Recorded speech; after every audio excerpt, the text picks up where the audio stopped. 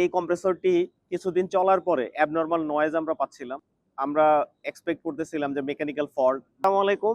আমরা যারা এইচভ্যাক সেক্টরে কাজ করি, ভিআরএফ সিস্টেম ইনস্টলেশনের সময় ব্রেজিং যখন করি তখন নাইট্রোজেন ব্যবহার করি এবং কপার টিউব ফ্যাব্রিকেশনের সময় ডিবারিং টুল ব্যবহার করি। কারণ কপার টিউব কাটার পরে যে এজগুলা থাকে, এজগুলা দূর করে নিতে হয় ডিবারিং টুল ব্যবহার করার মাধ্যমে।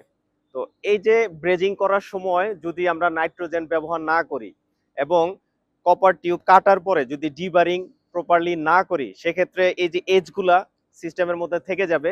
সিস্টেমের মধ্যে কপারের চূর্ণ অংশগুলো যদি থেকে যায়, আমরা যদি প্রপারলি ভ্যাকুমও করি বা যদি প্রপারলি ভ্যাকুমও না করা হয়, তাহলে সিস্টেমের কি ক্ষতি হয়, কম্প্রেসরটা ডেড হবে কিনা, তাই আমরা আপনাদেরকে আজকের ভিডিওতে দেখাবো। এই কম্প্রেসরটি কিছুদিন চলার পরে অ্যাবনরমাল নয়েজ আমরা পাচ্ছিলাম।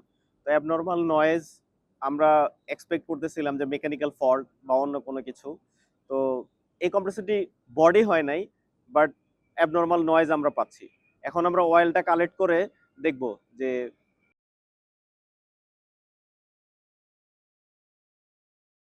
আমরা কম্প্রেসর থেকে অয়েল কালেক্ট করলাম। এইটা হচ্ছে আমরা কম্প্রেসর থেকে যে অয়েলটা কালেক্ট করলাম সেটা দেখেন, এটা কালার কালো হয়ে গেছে।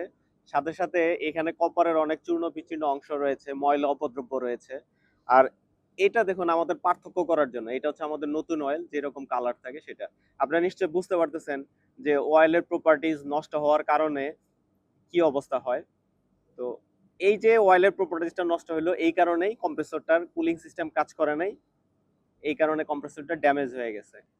তাহলে আপনারা নিশ্চয়ই বুঝতে পারলেন যে কপার টিউব ফ্যাব্রিকেশনের সময় ডিবারিং করাটা কতটা জরুরি, অথবা কপার পাইপলাইন ইনস্টলেশনের সময় ব্রেজিং এর সময় নাইট্রোজেনের প্রবাহটা বজায় রাখা কতটা জরুরি। এই কাজগুলো যদি আপনারা না করেন এবং প্রপারলি ভ্যাকুম না করেন, তাহলে সিস্টেমে যে হৃৎপিণ্ড আমরা বলি এয়ার কন্ডিশনিং সিস্টেমের কম্প্রেসর, তা অল্প কিছুদিনের মধ্যেই ড্যামেজ হয়ে যাবে, আপনার সিস্টেমটি আর কাজ করবে না।